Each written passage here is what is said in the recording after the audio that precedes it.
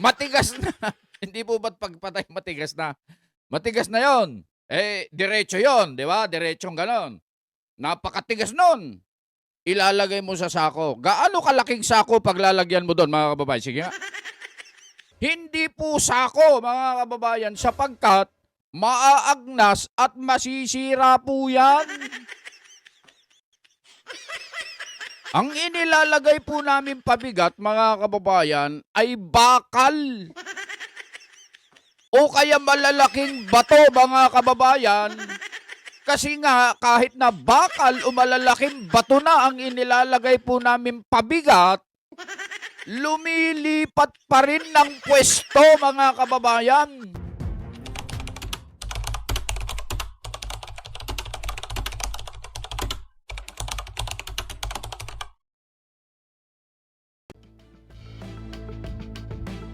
Isang mapagpala at magandang umaga po sa inyong lahat, mga kababayan at mga mahal po naming taga-subaybay. Nandito na naman ang inyong lingkod, Just Vlog. Muli na naman tayo manggugulo sa inyong mga buhay-buhay ngayong umaga. Pag-uusapan natin ang mga walang kakwenta-kwentang mga bagay. Oy, Kajas, bakit mo sinabing walang kakwenta-kwentang bagay yan? Ikaw, ha? Oo, meron tayo isi-share lang sa inyo na mga konting kaalaman lang naman. Tungkol dito sa mga isyo, maiinit na isyo na pinakakalat, pinag-uusapan, sa halip na atupagin at asikasuhin, bubuloy-bulol na. Sa halip na atupagin at asikasuhin ng mga problema na mas pinagtutuunan sana ng pansin, itong mga ito ang inuunang inaasikaso, mga kababayan. Opo. Parang mas binibigyan pa nila ng atensyon itong mga bagay-bagay na ito kaysa sa mga lumalalang mga problema, pagsubok, at mga intindihin sana sa gobyerno, mga kababayan. Pag-uusapan nga natin yung mga sako-sako na yan, mga kababayan. Alisin natin yung background para lalo tayong magkaintindihan, mga kababayan, ha? Pag-uusapan natin yung mga sako-sako na yan. Ano bang sako yan? Ilang sako bang bigas yan? Ilang sakong bigas yan?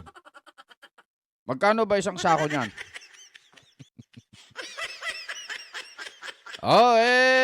Yun nga. Ito kasi ang kumakalat ngayon sa social media, mga kababayan. Huli na ba tayo? Pasensya na po kayo, hindi tayo nakapag-vlog nitong mga nakarang araw, mga kababayan, sapagkat busy tayo. Inasamantala natin kasi yung pagkakataon, mga kababayan. Alam nyo naman ang inyong lingkod ay meron tayong meron tayong ibang gampanin din na ginagawa at syempre kailangan din natin maghanap buhay. Kailangan din ay meron tayong makasumpong din tayo ng mga pangkape natin, mga kababayan.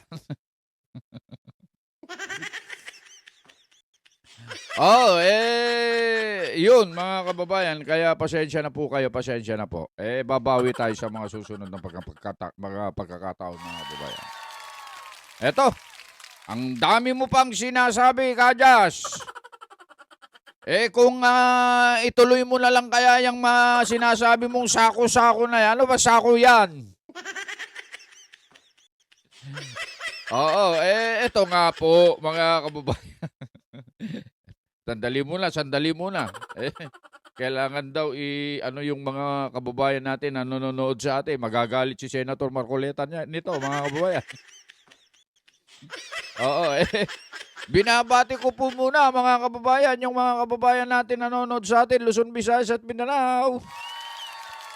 At sa lahat po ng ating mga kababayan dyan sa abroad, sa iba't ibang panig ng daigdig. Lalo na po doon sa mga OFW po na hindi po nagsasawa, nagla-like, nagsishare, nagko-comment. Kahit na yung mga content natin ay wala namang kakwenta-kwentang mga bagay, ay pinagtsitsagaan po nilang pinanonood mga kababayan. Ayun, magandang araw po sa inyong lahat. Beno, bago natin na talakayin at magbigay ng konting opinion tungkol dyan sa sako-sako na yan, mga kababayan. Maganda ay panoorin muna natin itong news. Mula po sa ating pinagtitiwala na impilan. Anong impilan? Himpilan kamo, Kadyas! Mula po sa ating pinagtitiwalang himpilan ng radyo at telebisyon ng Net25 News and Information. Sa programang Mata ng Agila, ayun, pakinggan natin, pasok! Naka-recover muli ng ilang sako ang mga divers ng Philippine Coast Guard sa pangalawang isinagawang search and retrieval operations kaugnay po ito sa mga missing sabongero dyan sa Taal Lake. At susuriin pa ng mga eksperto para malaman kung ito ay butugan ng tao at kung labi ito ng isa sa mga nawawalang sabongero. Samantala, nakaabang naman ang mga kamag-anak ng mga missing sabongero sa magiging resulta ng gagawing pagsusuri at umaasang isa ito sa kanilang mga kaanak. Kunin natin ang live report ni Madeline Villar Moratillo. Mads, saan nakita itong mga sakong ito? Doon ba sa lake bed na talaga? Yes, Alex, sa partihan ng lake bed dito, kung yung natatanaw nyo dito sa aking likuran, yung mga sako na yon ay nakita sa bandang kaliwa ko. Mga ilang metro yung layo mula dito sa lugar kung saan tayo nakatayo ngayon. Kaya nga sa ikalawang araw ng ginawang search and retrieval operation ng Philippine Coast Guard ay naging positibo yung kanilang paghanap sa mga nawawalang sabongero pagkat 2 sako ang kanilang natagpuan kanina. May natagpuan na namang sako sa ilalim ng lawa ng Taal sa bahagi ng Laurel, Batangas. Nakita yan kaninang umaga sa search and retrieval operation para mahanap ang mga nawawalang sabongero. Pasado alas 7 ng umaga, ginawa ang unang diving operation. Ginawa yan 100 to 270 meters ang layo mula sa baybayin ng Barangay Balakilong sa Laurel. Sabi ng Coast Guard, ang lalim ng sinisid nila kanina nasa 16 hanggang 21.8 meters. Umaga pa lang may nakapa na agad ang mga divers sa lake bed. Naglagay agad sila ng boya para markahan ang lugar. Hinintay muna nilang dumating ang forensic experts mula sa National Bureau of Investigation maging prosecutor mula sa Department of Justice. Maselan kasi umano ito at kailangan maging maingat. Pwede kasi itong gamiting ebidensya sa krimen. Alas 2 ng hapon, sinimula naman ang second dive operation kung saan 2 sako ang nakuha mula sa lawa. Agad inilagay ang mga ito sa cadaver bag. Habang nagsasagawa ng diving operation ng Coast Guard, naroon na rin ang ilang pamilya ng nawawalang sabongero. Sana yun na yung kapatid ko di ba? Sana siya na yun para at least we can finally put him to rest and then kumuha pa rin ng hustisya. Kasi hindi naman nagtatapos lang ito sa makuha yung katawan nila. Kailangan talaga may managot. Ilalaban po namin to, 4 na taon na ho at hindi ho kami naiinip. Kami ay talagang punong-puno ng pag-asa. Wala namang timeline rito ang Department of Justice. Ang gusto lang natin mangyari ay masigurado natin na or makita natin yung pinaka-lake bed to say for certain kung meron ba talagang buto doon or remains doon or wala. sabi ni Commodore Jeronimo Tobilla ng Coast Guard Calabarzon, yung isa sa nakuwang sako kanina ay nasa 70 feet, ang lalim, yung isa naman ay 50 feet.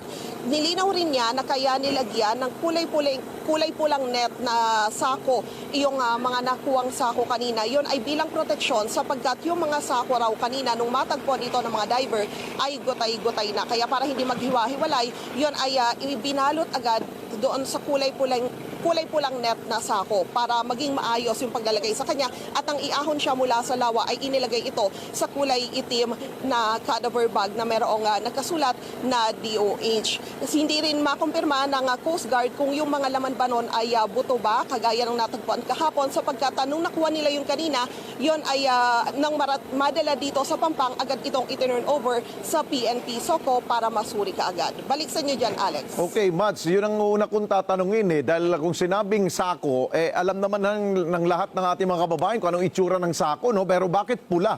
So, akala ko pulang cellophane. Yung pala, ito ay, ano ito? Pag-aari ito ng Philippine Coast Guard para ma-secure yung sako? Hindi sinabi ng Coast Guard kung yun ba ay pag-aari nila. Pero ang sabi niya, yung mga diver daw, meron talagang dalang ganon yung team na nagpunta doon sa lawa kanina para nga sumisid at maghanap noong mga sako. Binanggit din niya kanina kasi di ba yung mga nakuha kahapon, ang dami nagduda kasi bakit daw parang ang linis ng sako, parang bago yung sako. Sabi ni Tobilla, yung kahapon daw, yung mga sako, talagang ano na rin, kumbaga gutay na rin, tapos malumot na, kaya ang ginawa raw, ipinatong daw yon sa kulay puting sako, na yun naman yung nakita ng ating mga kababayan doon sa mga naglabasang video at mga larawan. Pero ang totoo ay gutay na rin daw yung mga sako noon. Okay, balikan lang natin. No? Kung kahapon ay may natagpo ang sako, ito ay nakita rin sa lake bed o sa Pangpang o mismong wala sa tubig?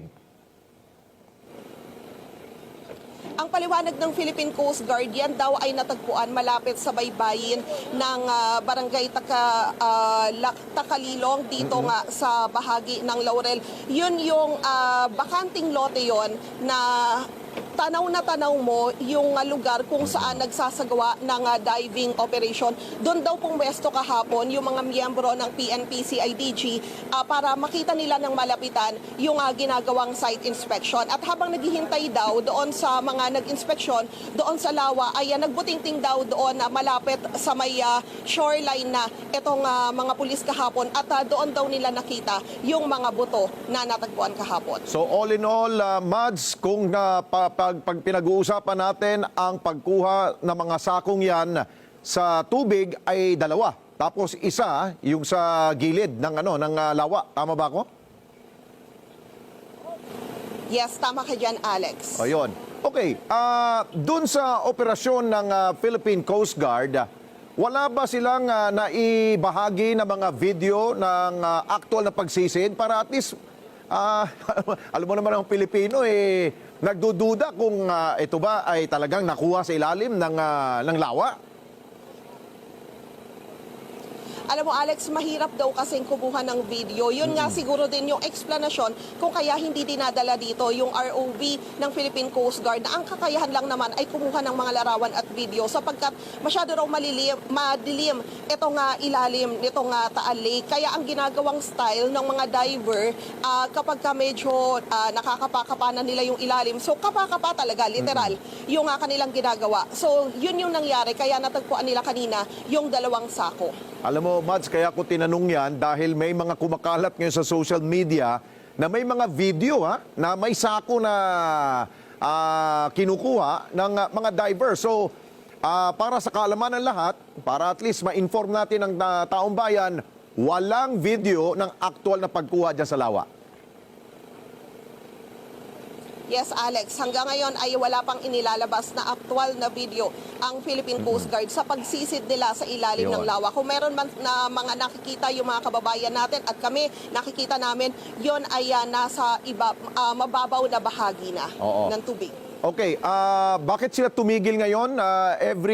Kapag takip silim na, tigil ang operasyon at babalik na naman tomorrow?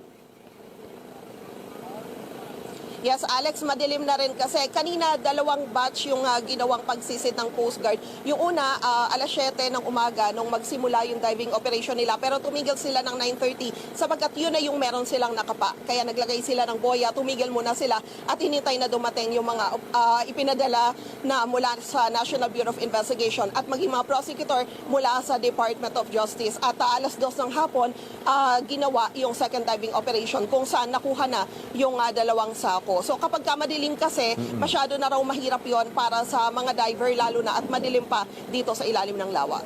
Itong palatandaan na paglagay ng boya, ito na ba yung pangkalahatan? Ito na yung area lamang na or mag-iikot pa sila at maghahanap pa ng iba pang mga lugar? Mag-iikot pa sila, Alex. Hindi lang yan yung mga nakita natin na pinuntahan nila ngayon. Kumbaga parang may pattern daw na sinusunod yung Coast Guard, yung diver sa kanilang paghahanap. So ang ginagawa nila ay by 100 meters daw yung kanilang paglayo mula doon sa kanilang ground zero. Okay, habol ko na lang. Pasensya na, Mads, ang dami kong tanong, no? Dahil first time nangyari ito sa Pilipinas, yung mga ganitong mga pangyayari. Yung nakitang 2 sako ngayong araw na ito, bagamat wala tayong nakitang aktual, no? Walang close-up na video or pictures dito sa nilalaman nitong sako nito, kailan makukuha ang impormasyon or yung findings na gagawin ng forensic team ng PNP? Ang sabi ng Department of Justice, Alex, kung sisimulan yung pagsusuri, kaya daw yan ng 24 to 48 hours. Okay, sige. Maraming salamat sa iyo, Madeline Villar Moratillo. Mata natin, dyan po sa malapit sa Taal Volcano. Yun mga kababayan, napanood po natin yung report ng Net25 sa programang Mata ng Agila. At yun nga, ito naman po mga kababayan, una, kami po ay nakikiramay doon po sa mga kaanak nitong mga nawawalang mga palutero na ito. Yung palutero, Ilocano po yun, Sabungero po yun mga kababayan. At eto nga, medyo maselan nga po ito sapagkat may kaugnayan po ito sa iniimbestigahan pong kaso. Pero ito naman po ay meron lang po tayong mga gustong linawin po dito mga kababayan. Katulad nga po nung natunghayan po ninyo at narinig, napanood, meron po kasing kumakalat sa social media na kulay pula na sako. Hindi po yun ang mismong sakong ginamit mga kababayan.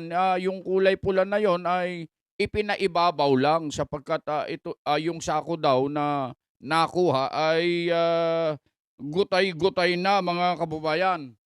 At yung isa pa na gusto namin linawin dito, kung meron po kayong napapanood sa social media, kumakalat na mga aktual na video ng ginawang pagsusuri, pagsisiyasat sa ilalim ng dagat, mga kababayan, sa ilalim ng tubig ng mga divers, wala pong inilalabas, ha? Wala pong inilalabas po ang Coast Guard na actual na video sa kanilang pagsisid, mga kababayan, ha? Baka po kasi yung mga kumakalat na yan, iba po yan, mga kababayan, iba po yan. Ang isa pang bagay na gusto nating linawin dito, mga kababayan, ay hindi po makumpirma. Hindi po makumpirma kung buto nga po ng tao po yung mga nakuha. Wala pa pong kumpirmasyon yan, ha, mga kababayan. So, pag-aaralan pa po yan. And then, eto, isa pa, sinasummary lang natin, mga kababayan. 2 beses po yung sinagawang diving operation po dyan. Yung 2, nakuha doon sa mismong kung saan nakikita nyo na nilagyan ng boya. Okay? Yung isa naman, sa gilid. Okay? Ibig sabihin, malapit sa pampang. Nakuha yung isang sako, mga kababayan. Ano po ang punto natin dito? 4 na taon na po ang nakakaraan mula po nang mawala yung mga palutero, mga kababayan. Yung 4 na taong nakaraan at batay po doon sa testigo na lumabas, na ang pangalan ay, ang alias niya ay alias Totoy. Ito lang po ang alias Totoy na pinakamatanda, mga kababayan. Oo, alias Totoy pero matanda na po ito, mga kababayan. Sila daw po ay itinapon sa Taal Lake, mga kababayan. At ito nga po, kawawa po yung ating mga mangingisda po ngayon doon, mga kababayan. Sapagkat dahil nga po dyan sa balita na yan, bumaba po ng 100 piso ang presyo ng tawilis doon po sa Taal Lake, mga kababayan. Nakakalungkot po ito sa panig po ng mga mangingisda. Pero hindi po yun ang punto natin. Ito po mga kababayan. Pakinggan nyo po mabuti itong sasabihin po namin. Makaka-relate po kayo rito. Lalo na dun sa mga kaibigan na nanonood sa atin, mga taga-subaybay, taga-tangkilik, na mga mangingisda. Ano po? Kami po kasi, mga kababayan, mangingisda po kami. At pinagmamalaki po namin yun na isa po kaming mangingisda. Ang pamilya namin talaga mangingisda po kami, mga kababayan. Ganito po, 4 na taon na po ang nakakaraan mula po noong mawala po yung mga palutero na yan, mga kababayan. Yung 4 na taon, ito po naglalagay po kasi kami ang tawag namin doon sa mga inilalagay namin na nakatayong kawayan sa gitna ng laot, mga kababayan, rama. Puwal ang tawag namin dyan. Rama o kaya puwal. Ayan. Yan ang tawag namin dito sa amin. Okay? Nilalagyan po namin yon ng pabigat sa loob o doon sa ilalim para hindi siya gagalaw-galaw. Although, kahit na may pabigat yan, mga kababayan, lilipat at lilipat po ng lugar yan. At ang inilalagay naming pabigat, hindi po sako, mga kababayan, sapagkat maaagnas at masisira po yan. Ang inilalagay po namin pabigat, mga kababayan, ay bakal. O kaya malalaking bato, mga kababayan. Kasi nga, kahit na bakal o malalaking bato na ang inilalagay po namin pabigat, lumilipat pa rin ng pwesto, mga kababayan. Ano po ang gusto naming ipahiwatig at gusto po naming linawin po sa inyo, mga kababayan? Ito, makinig kayo pagtiyagaan nyo, kahit walang kwenta ito, may matututunan kayo dito, mga kababayan. Yung pinaglagyan daw, sako, sabi nung testigo, at inihulog po sila roon. Ang tanong, kapag ang isa, pasintabi po sa mga kumakain, kung mayroon pong kumakain po dyan kapag ang isang tao po, pag namatay, at nagpasikil, alam nyo yung nagpasikil, mga kababayan, matigas na. Hindi po ba't pagpatay matigas na? Matigas na yon. Diretso yon, di ba? Diretsong ganon. Napakatigas nun. Ilalagay mo sa sako. Gaano kalaking sako pag lalagyan mo doon, mga kababayan? Sige nga. Kasya kaya yung bimig doon sa haba nung tao na lalo na kung medyo matangkad-tangkad ng konti, mga kababayan? Kasya kaya yung bimig? Ito pa. Ilang peraso daw? Parang ano daw po, umaabot na daw po ng 100 kung hindi ako nagkakamali. Naririnig-rinig ko naman po sa balita po yan. Ewan ko po kung totoo yun. Kahit ilan pa po yan, mga kababayan. Mga kababayan, matigas.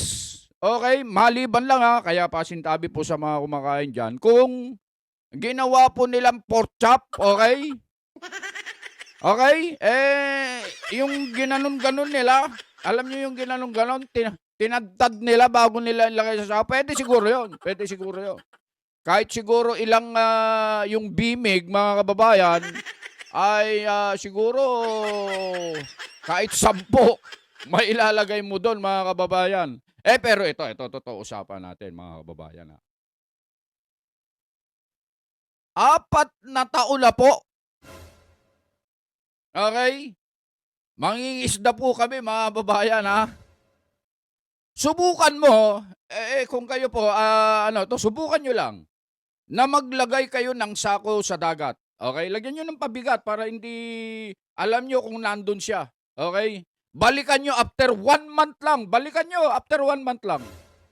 Yung inilagay nyong sako kung ano mangyayari. Bakit po namin sinasabi ito, mga kababayan? Ang sako po, pag nilagay mo sa ilalim ng dagat, mga kababayan, sa tubig, naaagnas po yan, mga kababayan.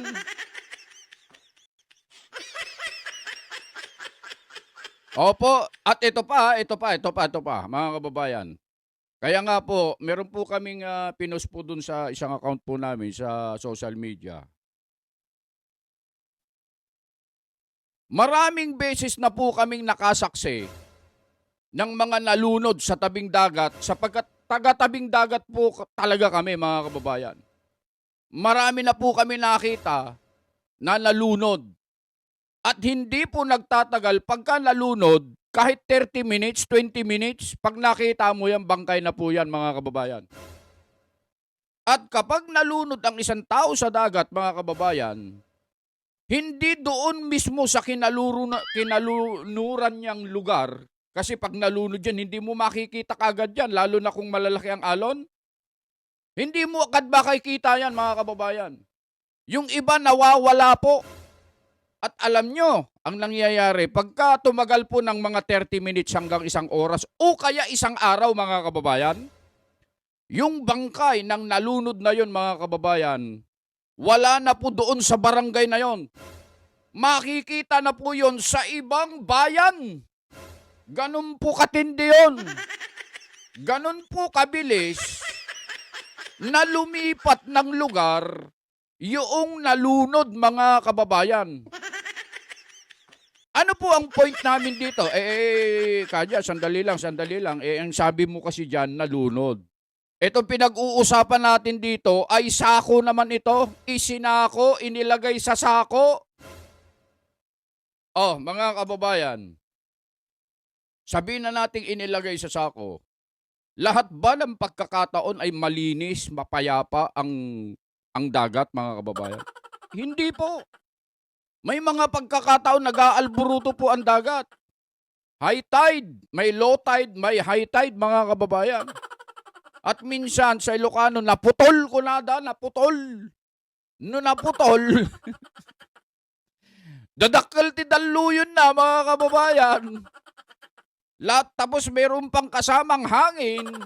Ay nako po, nakakatakot, mga kababayan. Nasubukan po namin na muntik na kaming hindi makauwi at hindi makabalik sa aming mga pamilya, mga kababayan. Naranasan po namin yan, kaya alam po namin yan, mga kababayan. Tapos sasabihin mo, doon sa pinaghulugan, doon sila naghahanap.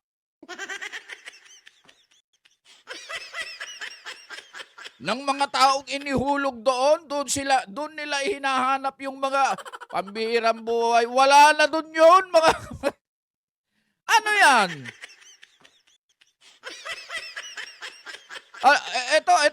Ano ko lang po ito, sinasabi ko ito, based on experience po ito, mga kababayan. Kung yung bakal nga po, yung bakal, na inilalagay po namin pabigat doon sa mga nilalagay namin puwal o kaya rama o kaya yung mga namin pinagkukunan namin, doon po kasi pumupunta yung mga isda, lalagyan namin yun ng mga ng nyug, dahon ng nyug, yung mga maraming ng nyug doon o kaya dahon ng kung ano-anong mga puno para doon sumilong, pumunta, mag-ipon-ipon yung mga isda, mga pusit, ganon, mga kababayan. Ang nilalagay namin pabigat, bato o kaya bakal, mga kababayan. Yung bakal nga, kinakalawang Kinakain ng kalawang yun, mga kababayan. Tapos itinatali pa namin yun ng tali talaga, nylon, mga kababayan. Nasisira pa po yun. Pambira, yung sako, napakanipis na bagay. 4 na taon na po, 4 na taon na. Ano po ang point namin dito, mga kababayan? Kung ako po hindi po ako naniniwala dyan. Oo. Hindi po kami naniniwala. Talagang hindi, opinion ko po ito. Hindi po kami naniniwala dyan. Oo. 101% hindi po kami naniniwala dyan. Siguro ang maniniwala po dyan, mga kababayan, yung mga yung mga TENGA, mga ganon, mga 8080, yung mga ganon po ang maniniwala dyan. Mga kababayan. Mga kababayan, yun ay sarili kong opinion po yun. Sarili kong komento po yun, mga kababayan. Hindi ko naman po pinangungunahan yung ating... pero sana po respetuhin nyo po yung aming sariling opinion po tungkol sa bagay na yan, mga kababayan. Yun lang po. Na-share ko lang po, mga kababayan. Hindi naman natin inaano po yung mga... Siyempre, masakit naman po talaga, mga kababayan, ang mawalan ka ng mga mahal sa buhay. Lalo na pagka sa ganitong paraan. Yun nga po, sabi namin kanina, nakikiramay po kami. Kaya nga lang po, itong ginagawang pong ito ng gobyerno na ginagastusan po ito, mga kababayan. Ha? Libo-libo o kaya baka milyon po ang ginagastos dito, mga kababayan. Sana po, yung mga totoo lang sana na mga pangyayari naman. Parang po kasi, para sa amin talaga, hindi po kami naniniwala sa bagay na ito, mga po. Yun lamang po ang aming maisishare po sa inyo, mga kababayan, at pasensya na po kayo sa ating magulo at walang kakwenta-kwenta, karumal-dumal, kahindik-hindik na mga content ngayong umaga. Muli po ang inyong lingkod, Just Vlog, bumabati po sa inyong lahat, Luzon, Visayas at Mindanao. At lahat po ng ating mga kababayan dyan sa abroad, mga OFW na walang sawang nagsishare, nagko-comment, nagla-like, nagsusubscribe. Magandang umaga po at magandang araw, magandang gabi, magandang tanghali, magandang umaga. At lagi po kayong mag-iingat po sa inyong mga paggawa. Bye-bye!